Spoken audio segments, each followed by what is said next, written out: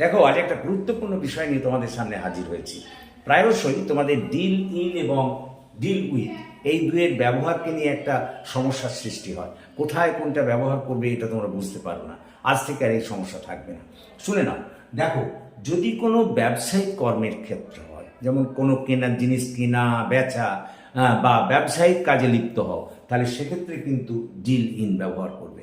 যেমন মনে করো, he deals in stationery goods, মানে সে স্টেশনারি দ্রব্য নিয়ে ব্যবসা করে।